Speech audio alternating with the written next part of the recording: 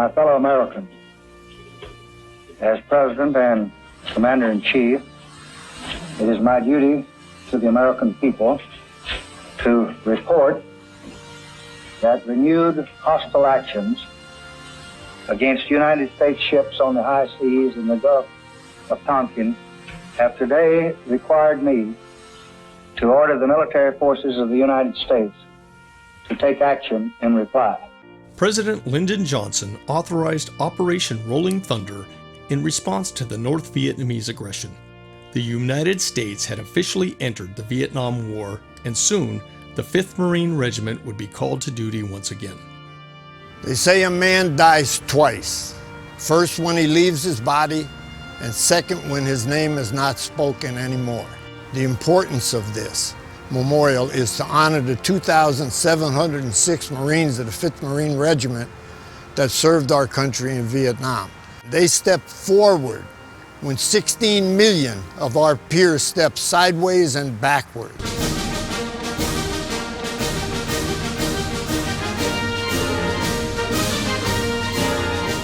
The 5th Marine Regiment is the most highly decorated infantry regiment in the history of the United States Marine Corps. Based at Camp Pendleton, California, the regiment comprises of 4 infantry battalions with 1 headquarters company.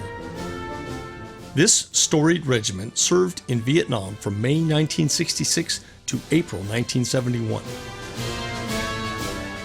The following 5th Marine Infantry Battalion served with distinction: Battalion 1-5, Battalion 2-5, Battalion 3-5, Battalion 2-4.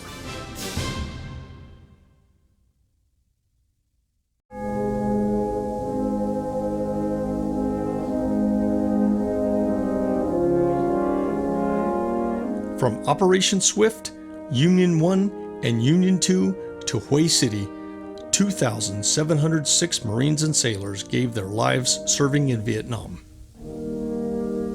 By honoring these 2,706 Marines, we not only honor them, we honor their loved ones, we honor ourselves, and as a nation, we mark with recognition and validation the sacrifice that they made for our country back in Vietnam 50 years ago.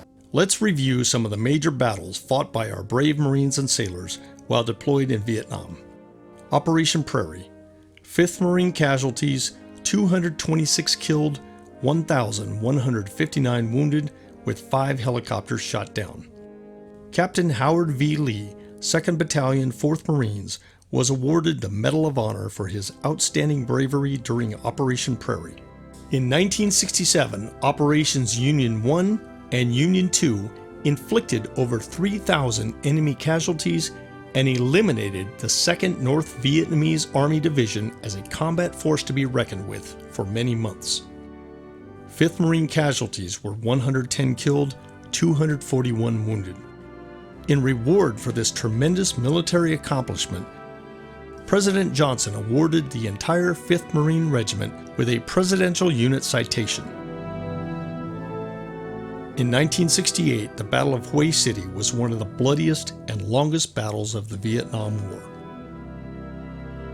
Communist forces casualties were estimated at 2,400 to 8,000. 5th Marine casualties were 668 dead, 3,707 wounded. At that junction of life and death, at my particular situation in Vietnam, thank God life prevailed. The length, intensity, and copious amounts of media coverage began to turn an already skeptical public increasingly against the war. The 1960s were some of the most tumultuous and turbulent times in U.S. history, and the Vietnam War became its poster child. Throughout the war and after it ended, returning to the States was quite different for most Vietnam veterans. There were no victory parades or welcome home rallies. They were often portrayed as baby killers, psychos, drug addicts, and warmongers. Those of us that came home were either blamed for going or for losing. It was a difficult situation, so most of us pulled back. Most of us kind of figured it out on our own. There weren't a whole lot of programs that came. And it took a lot of us decades to get it together. In contrast, when the 5th Marines returned home from World War II in 1945, they were greeted as national heroes. But considering Vietnam due to the draft, many had no choice but to serve, survive, and hopefully return home to their loved ones. We put together plaques for each company, Foxtrot, Golf, HNS, Echo, whatever. And when that dedication happened at Camp Horno, the current 2nd Battalion, 1st Marines fell out for it. In dress blues, they stood at attention. We went into the Memorial Garden. There were about 300 of us, Vietnam veterans, that came to that with their wives and so forth. It was an incredible moment. To those 2-1 Marines of today, that was a meaningful moment when they got to watch us touch the names, touch the face, so to speak, of our guys.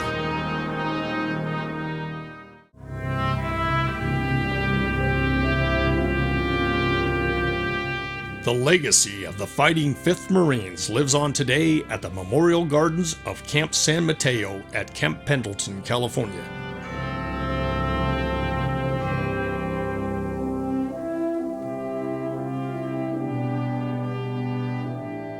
The hallowed site that honors the names and units of the fallen warriors from Iraq and Afghanistan will now be joined by a new memorial honoring the 2,706 Marines and sailors who gave their lives for their nation during the Vietnam War.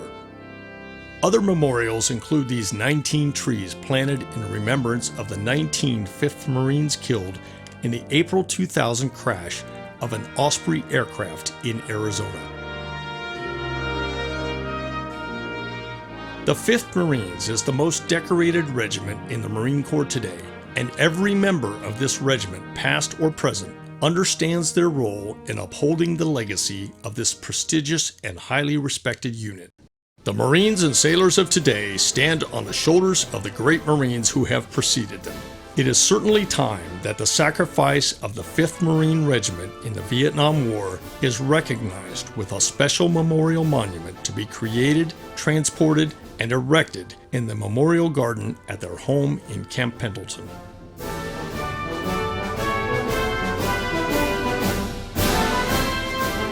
To properly honor and to properly validate the service that these men gave for our country is the right thing to do.